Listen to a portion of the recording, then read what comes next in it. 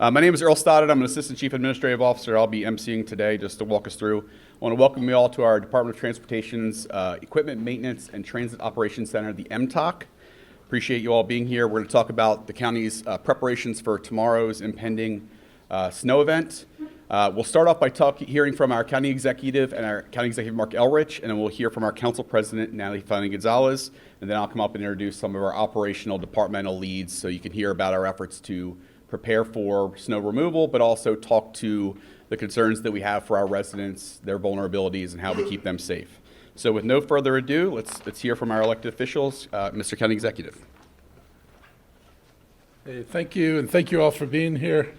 My views on snow have really drastically changed with age, and particularly with job responsibility. When I was a kid, I would have killed for 12 inches of snow, school or not.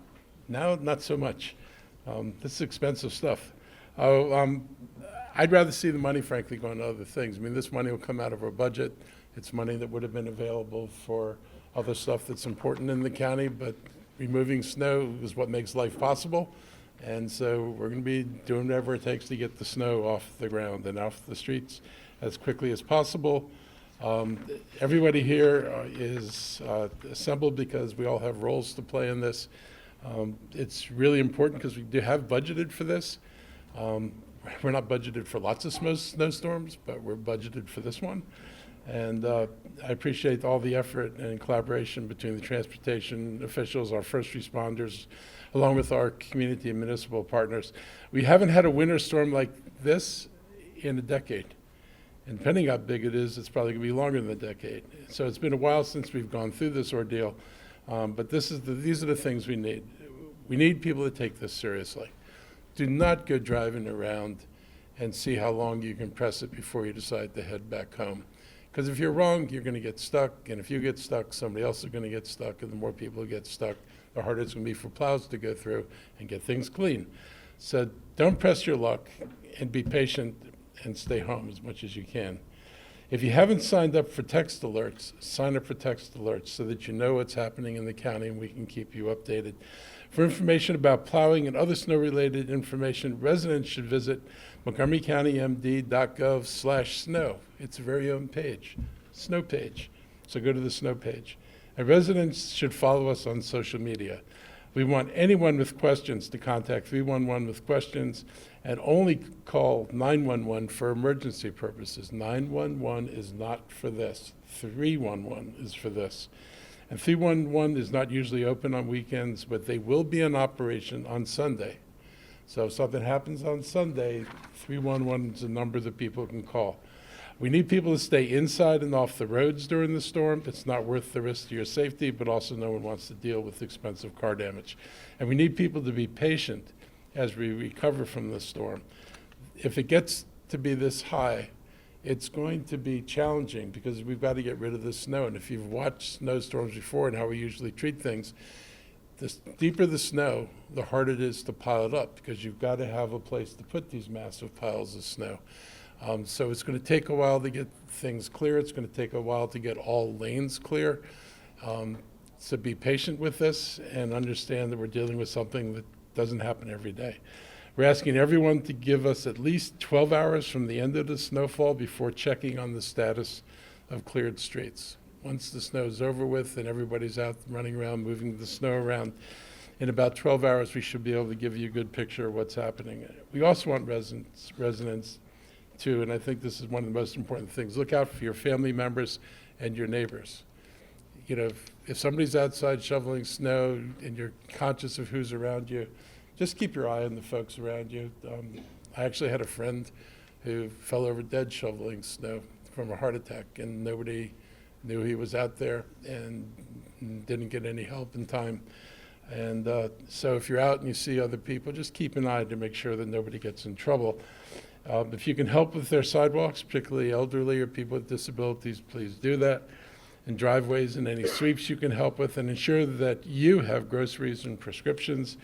And also watch out for those without shelter and direct them to find us so we can provide shelter. If you see somebody who's without shelter and outside, contact us. Let us know where they are so we can try to bring them inside. And also, just take care of each other. This is one of those times when we're all in this together.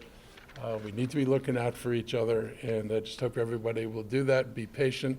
This will not go on forever. Sun will return.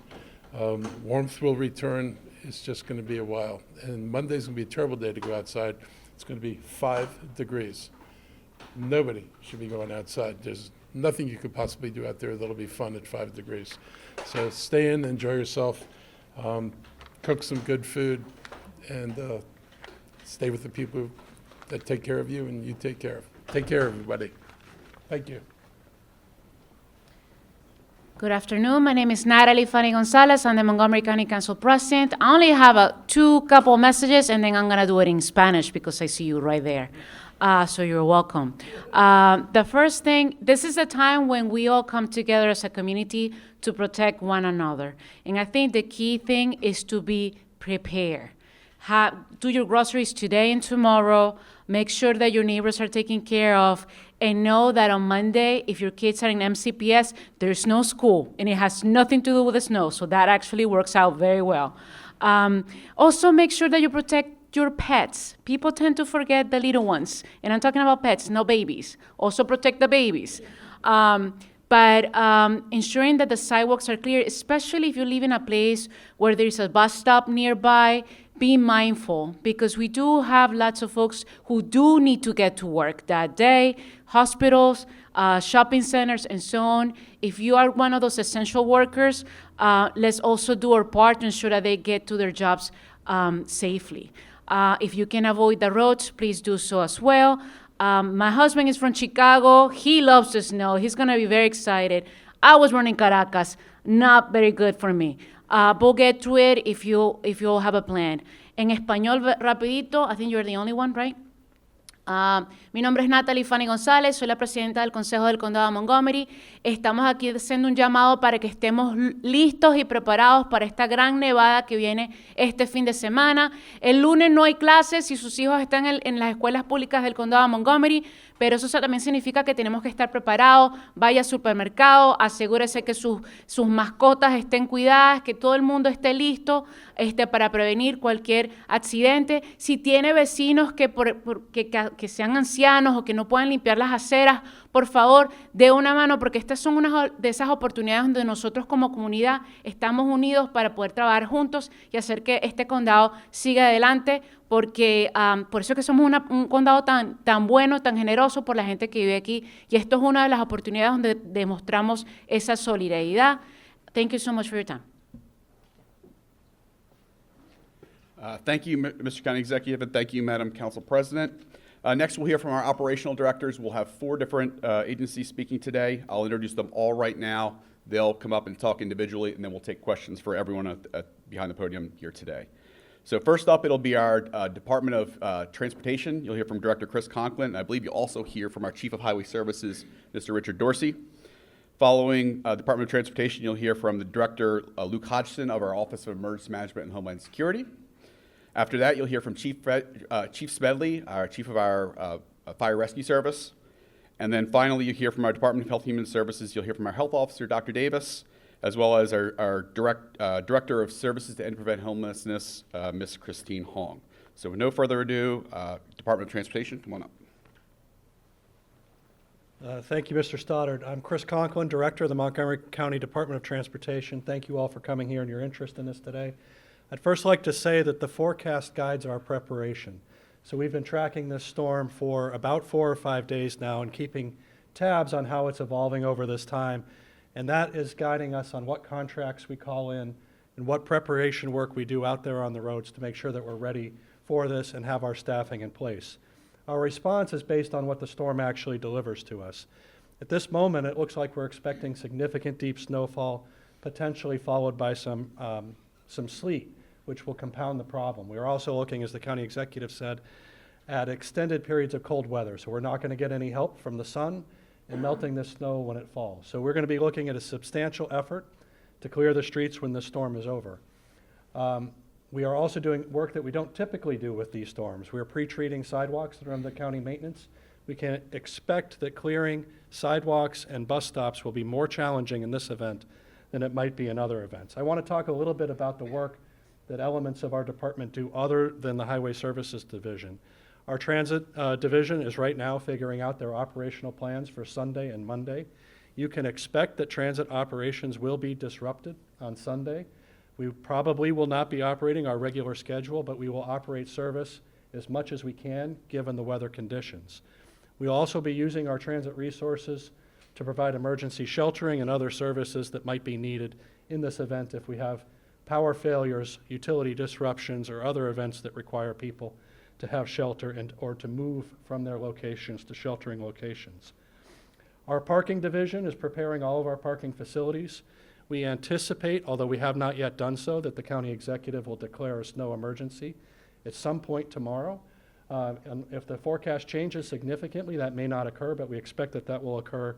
And we ask residents in our denser communities, if that occurs, to move their vehicles to parking garages so that the streets are clear, and to pay attention to the parking restrictions. So parking will alternate on each side of the street each day as the storm cleanup progresses. The first day that would be in place is on Monday, where even sides of the street are where you should park so that we can conduct snow operations. Our traffic engineering team will be monitoring road conditions from our traffic management center, and will be dispatching crews to address any issues with traffic signal controls or the county communications network during that period. Our transportation engineering team will be on board if there are any issues with structures, bridges, or other maintenance highway repairs that are needed this. And then most importantly, our Highway Services Division will be moving into this facility and 4 others like it around the county on Saturday, and we'll be here until the cleanup is finished. I really want to thank the 275 county employees and at least double that in number of contractors that are going to be with us from the moment, actually well before the snow starts flying, through when the last residential street and sidewalk is cleared. We hope that is sometime on Monday. If the storm tracks as planned, it may not be Monday. As the county executive mentioned, this information about the status of our streets, when streets are expected to be clear, is all available on that snow page on the Montgomery County website, so we ask you to look there. And I want to talk a little bit about our first priorities during operations before I hand it over to Mr. Dorsey. Our first priority is to support our public safety agencies. So we will be working to clear routes to have easy access to within a quarter of a mile of most residents in Montgomery County. That's priority number 1. When we have that maintained, we move on to clearing other primary roads and secondary roads, and then residential roads. And there are many advantages to living on a cul-de-sac deep in a neighborhood, but one of them is not being the first to have your street cleared. So keep in mind that we have a structured way we go about this. It's prioritized, and it's intended to first serve public safety, and then second to restore access. So I thank you in advance for your patience. I thank you in advance for thanking our crews if you see them out doing the work. And please recognize the extreme cold that we're expecting, and that may affect our ability and your ability to deal with the snow when it falls. So with that, I'll let Richard Dorsey talk a little bit about the team and the activities he expects to undertake over the next couple days. Thank you, Chris. Richard Dorsey, Chief of Division of Highway Services in Montgomery County's Department of Transportation. We've all heard the forecast and what we're expected to endure over the next few days. Just want folk to know this is going to be a multi-day event. It's very challenging for us as quasi first responders, because we're out there and we're supporting fire and rescue and police to getting to what they need to do. But it's going to be a tough feat for all of us. We have well over 500 pieces of equipment, contractors, county employees. Our Storm Operations Center will activate at 9 a.m. on Saturday night. We will be the hub of all information, so I know emergency management team will be involved. So what's happening on the highways, on the sidewalks, in the roadway will come through the Storm Operations Center.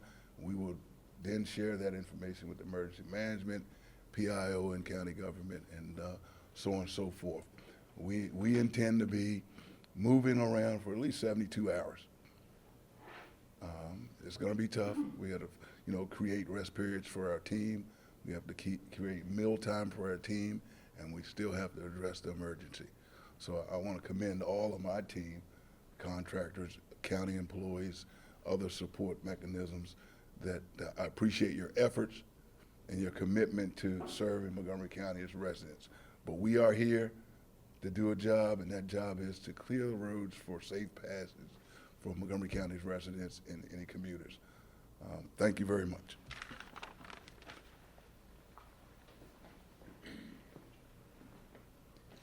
Good afternoon. My name is Luke Hodgson. I'm the Director of the Office of Emergency Management and Homeland Security. For those of you who don't know, emergency management is responsible for coordinating all of the different county and community agencies that prepare for, respond to, and recover from emergencies like the storm we're about to endure. We work closely with our neighbors, the state, and the federal government to get more resources here when we need them.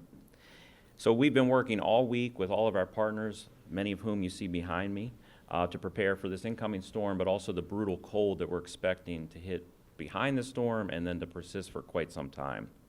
Wednesday, we met with directors of all departments to talk about our emergency operations plan, to officially activate that and to close any gaps that we may have. Earlier today, we met with our response and recovery personnel, which is the hundreds of personnel who come together, again, through county and community organizations that are the boots on the ground and the coordinating folks who will help us get through and get past this storm. We're meeting daily with state and regional partners, and we've activated our extreme temperature plan, which we'll hear a little bit more about later. Tomorrow, we'll activate our Emergency Operations Center, which will be staffed through the entirety of the event. We're ensuring that the entirety of the community is focused only on this storm, and we're ready to respond with whatever comes our way. But when we talk about the entirety of community, we cannot do that without literally everyone, so we're asking the public to do a few things. We ask you always, when you're preparing for an emergency, to make a plan, make a kit, stay informed, and get involved. So when you make a plan, as we've heard in the past few speakers, plan to stay home for the first few days. Plan to be home for about 3 days. That helps us to get these roads clear. It helps our emergency personnel get to where they need to be, and it obviously protects you from the dangers that are out there. As you plan, take into account any special needs you have. That includes medications, medical equipment, and vulnerable populations that you may live with or may be your neighbors. Be prepared in case you lose power. As we talk more and more about sleet and some of the freezing precipitation we may see after the snow, losing power becomes more and more of a concern. So keep your devices charged, have a backup battery device, have a flashlight with extra batteries. Do not use candles if you lose power. And if you use a generator, keep it at least 20 feet from your house. Never use a generator indoors. When you make a kit, make sure your emergency kit's ready, and that's, again, considering what you and your family are going to need for the next 3 days. So you need non-perishable food, water, medications, baby items, pet food, chargers, flashlights, and hygiene items. We have checklists for all of these that are available on our website. That's montgomerycountymd/OEMHS. And lastly, let's say stay informed. So with Alert Montgomery, it's a system that provides emergency notifications about Montgomery County to your cell, work, or home phones via text, email, or voice message. You can receive those notifications about any emergencies that may impact your home, workplace, or your child's school. You can sign up for that. You can just search Alert Montgomery through any browser. And then follow us on social media, pay close attention to the storm forecast, and heed any warnings. Collectively, I can say that we're ready for the storm. None of us are eager for it, but we're ready for it, and we need your cooperation and your patience. So we thank you in advance for that and look forward to working as an entire community to work through this. Thank you.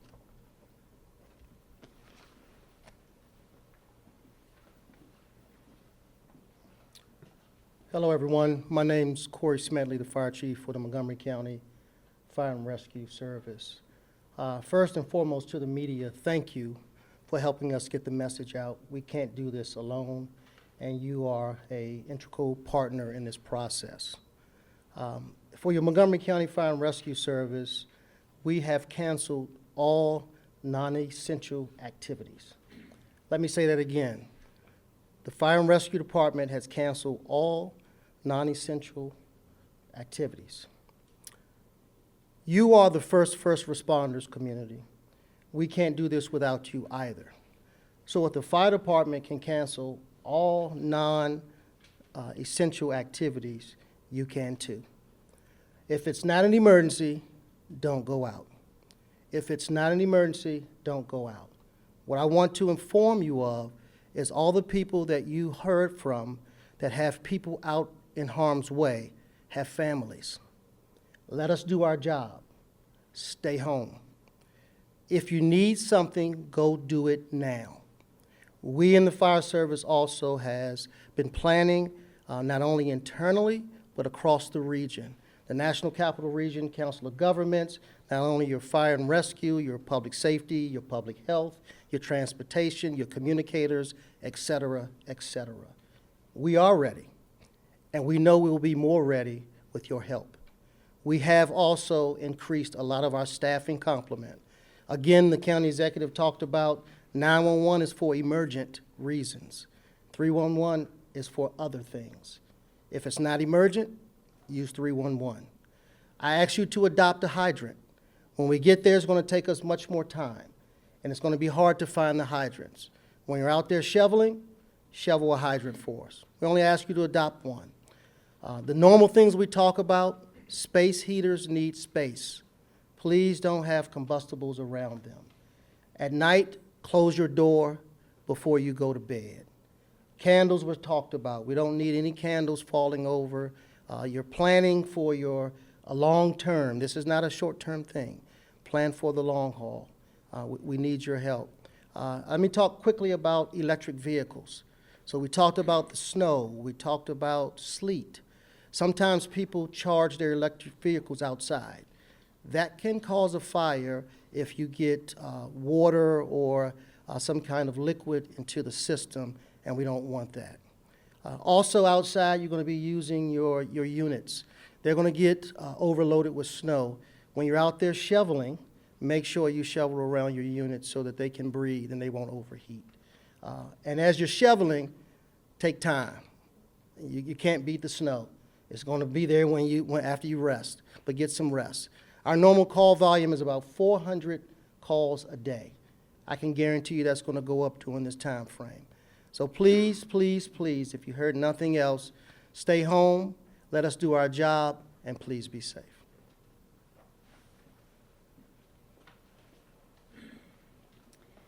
Thank you. Good afternoon. I'm Dr. Keisha Davis, the County Health Officer. I want to bring to people's attention and awareness a few health consequences to be aware of, especially with the freezing temperatures that we're going to be experiencing over the next few days. So the first is around frostbite and hypothermia. You want to be aware of the symptoms. If people are feeling numbness in their fingers, toes, tips of their nose, earlobes, make sure that those surfaces are covered and staying warm. If you're feeling numbness in those areas, go inside, take a break, stop, protect yourself, and warm up.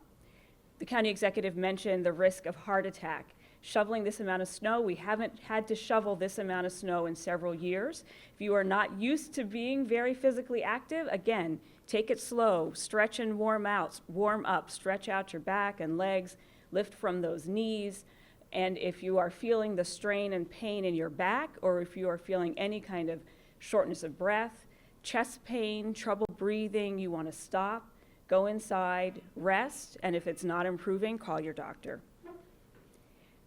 One of the most important things is that we want to make sure that we are checking on our neighbors, especially those who are elderly or vulnerable. Make sure that they have heat, have supplies, call them, make sure this is the time of year when we hear about deaths related to cold weather. So we want to make sure that we are checking on the folks who are most vulnerable, especially our unhoused people. Chief Hong will be up in a minute and we'll talk about some of the resources that we have for our unhoused population. But make sure that we are checking on our neighbors, checking on our pets. I want to remind folks that the impact of alcohol and drugs can blunt the being able to feel cold. So drinking a beer and then going out and shovel snow, you may not feel the effects of that hypothermia and frostbite. So that can be very concerning. So you want to make sure that when you are shoveling that snow, when you are outside, you are doing that with all your faculties so that you can be sure to notice when those serious events might occur. And then we also want to remember about fires. And Chief Smedley mentioned this, but you don't want to use ovens to heat your home.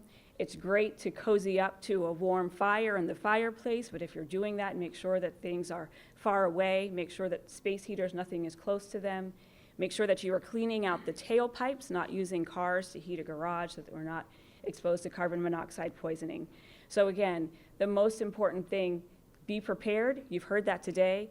Check on friends and family and neighbors. We wouldn't want somebody to have an accident in the snow and no one to know about it. So be safe, take care of each other. As Dr. Bridgers, Director of Health and Human Services, always says, we will get through this together. Thank you.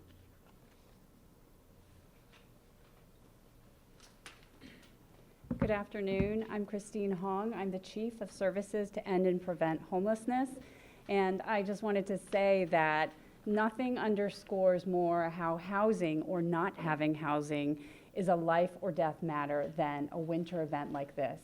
And I am especially thankful and want to acknowledge our many street outreach partners. They've been working tirelessly this week, proactively canvassing the 500 square miles of our county, urging people who are unsheltered to come indoors into shelter. And I also want to express my appreciation to our emergency shelter partners. So they never close. They're open 365 days a week, and they have been preparing to bring in staff early, as well as ensuring there's additional food and waters and that backup generators are ready so that we're prepared for this storm. And in addition to that, I just want to urge all of you in the community, if you see an unsheltered neighbor, please urge them to come indoors, whether that's emergency shelter or with a family or friend. And if they need emergency shelter, they can call our crisis center, which is being staffed 24/7 and will be helping with shelter placements over the weekend. That number is 240-777-4000. So please, please urge anyone you encounter outside who is unsheltered to come indoors. And lastly, I just wanted to thank our amazing county colleagues for all the preparations and their partnership with Services to End and Prevent Homelessness to ensure every member of our community is safe during this storm. And I want to thank our community for the outpouring of concern, our volunteers, those who have been donating food to our emergency shelters for their contribution and concern. Thank you, everyone.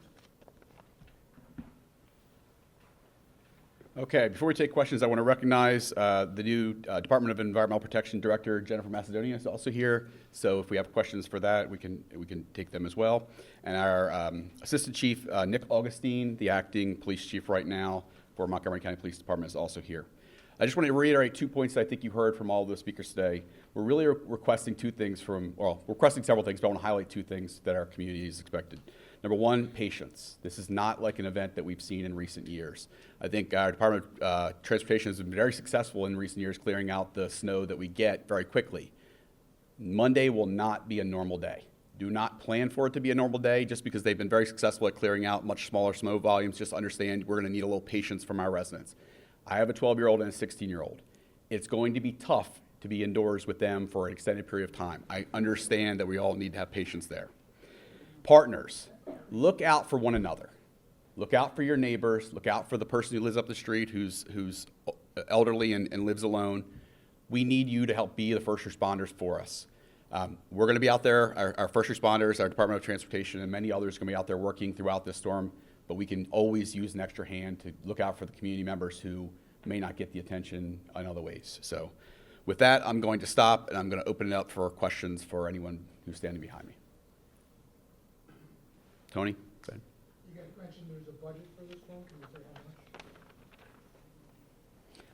much? Yeah, so we typically every year set aside, I think about $10 million. That's sort of earmarked for the first, snowstorms of the year. Given this snow volume, it's unlikely that will be sufficient, but we won't know until we get it. And so, we do have a process that we follow with the county council where we will take supplemental appropriations over to them based on what the costs actually end up being. And to address this preemptively, the declarations of emergencies, obviously the governor has declared a state of emergency. The FEMA reimbursement process for snow is very complicated and convoluted and often is tied to historic norms. And we set a new historic level of snow back in 2016 for this region. And so I don't view FEMA reimbursement as a likely avenue this snow is going to reach, which means that most of the costs are, almost all the costs are going to be borne at the local level. So. How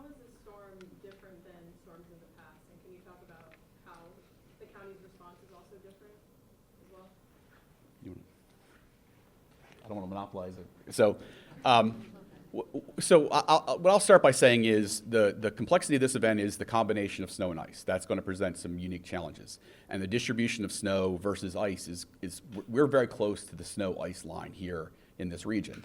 And so if we get less snow, it's probably because we're going to get more ice. So if we see smaller snow volumes, I wouldn't take that as a good sign necessarily for our ability to, not have other issues. More ice could contribute to more power outages, more other collateral impacts. And so I think that's the tricky part about this particular event is where exactly that snow-ice line of demarcation will fall and how much snow versus how much ice we get.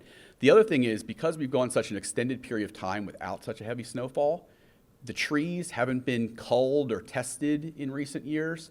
Similarly, buildings, when they get this kind of weight, sometimes can suffer from that. And if they haven't been, we haven't had intermittent events to test the maintenance quality in all the buildings across county, not county buildings exclusively, but residential buildings and other locations. And so, because we've gone such a long period of time without such a burden of snow, it can present challenges.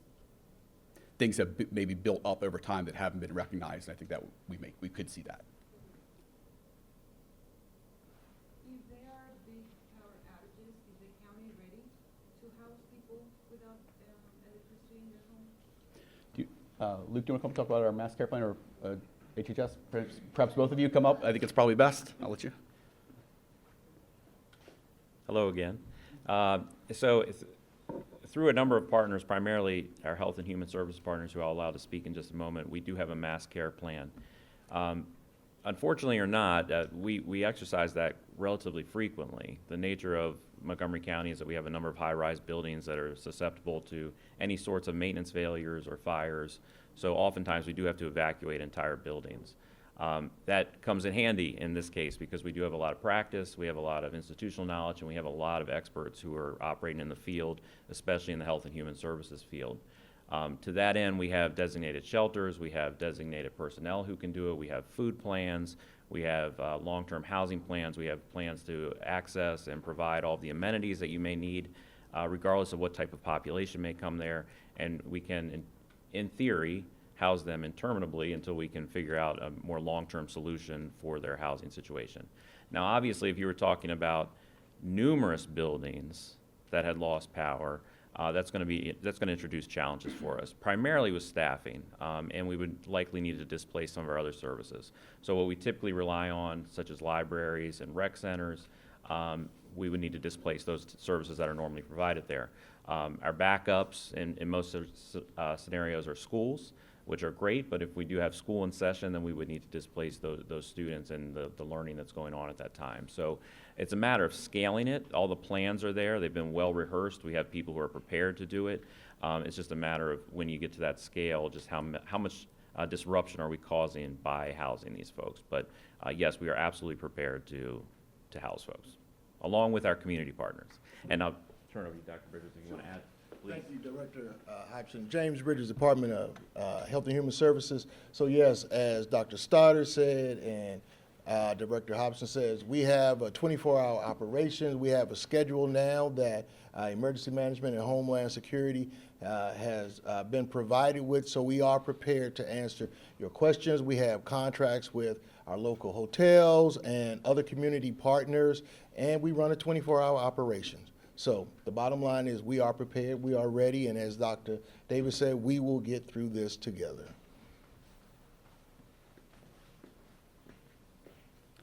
Any other questions? Curious about the pre-treating of sidewalks, what that looks like. Good afternoon, Richard Dorsey again. So we're pre-treating sidewalks with rock salt and magnesium, just to so that the snow and ice doesn't bond to the pavement. And we'll be doing the same thing in our neighborhood streets, and your folk will see us moving around throughout afternoon tomorrow. Are you using salt brine? I remember that. So we have used salt brine on our primary routes, and you'll see the white stripes on probably 1,000 lane miles of roadway throughout Montgomery County. I just will say on the salt front, I think it's important to recognize that we've been trying to be judicious with salt in in recent years because we recognize that the harm it can cause to our stream beds. I think it's also important to recognize that salt is not a panacea. It buys you a couple degrees when of melting, and so it will be useful early on in the event. But once you start to get a good accumulation, salt loses some of its efficacy. So it is an important tool, but I think it's important that our residents know that just because you put salt down on your sidewalks, you're going to be shoveling snow one way or the other. So, all right. I want to thank members of the media. Oh, sorry. Go ahead. Oh, yeah. Of course. Is there something specific that you're wary about during these storms? You have mentioned that we haven't had this storm in 10 years. Is there something that maybe you're concerned about? I would say there's a couple things that I noted earlier. Number one, we've been fortunate over recent years to not have had these kinds of significant events. And so I think we're concerned about the patience that our residents are going to show for this particular event. And I think that they may do things that they would not otherwise do because they get frustrated when things are not operating as in such an open fashion on Monday as they've gotten accustomed to. And so I think that's why we really want to push that patience thing. Number two, I think the ice accumulation is something that is concerning because that leads to a whole set of other implications for damage to critical infrastructure, power lines, and things of that nature.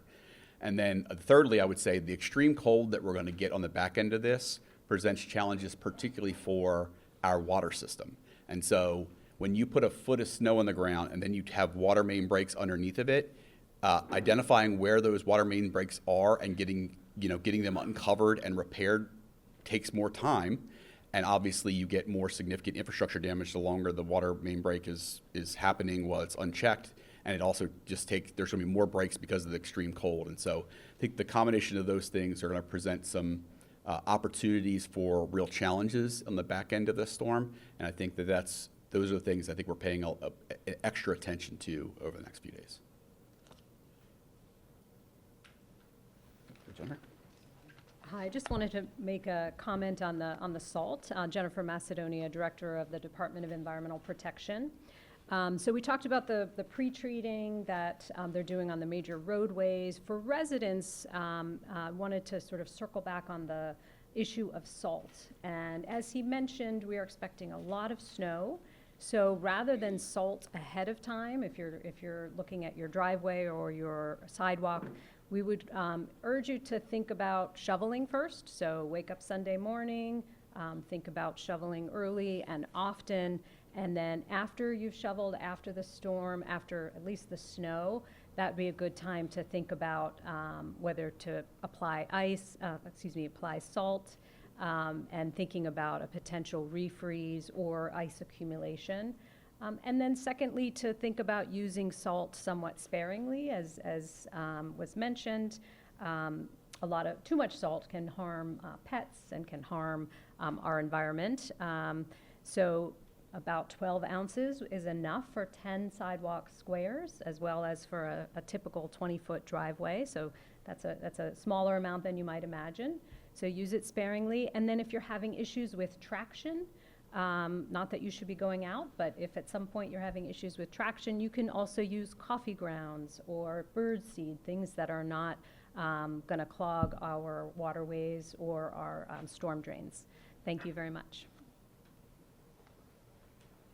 Thank you, Director Macedonia. And there are no additional questions. I do want to echo the thing the fire chief said, which is to thank the media for your helping us get this message out there. It's really important our residents to understand and know what to expect and what we're asking of them. And so we'll be putting out information through our Office of Public Information as well as through our Office of Emergency Management and our Department of Transportation throughout this event to keep everyone apprised of not just what we're seeing, but how quickly we're able to move. The snow portal, as it was alluded to, will be a great set of information for people to get information in real time about what the plowing status in their area really looks like. And obviously, do not utilize the 911 system to find out when a snowplow is coming. If you need information like that, check the snow portal or call 311. With that, I want to thank you all for being here. I want to thank the partners, and I want to thank those who are going to be on the street over the next 72 to 96 hours, really working hard on behalf of our residents. Thank you.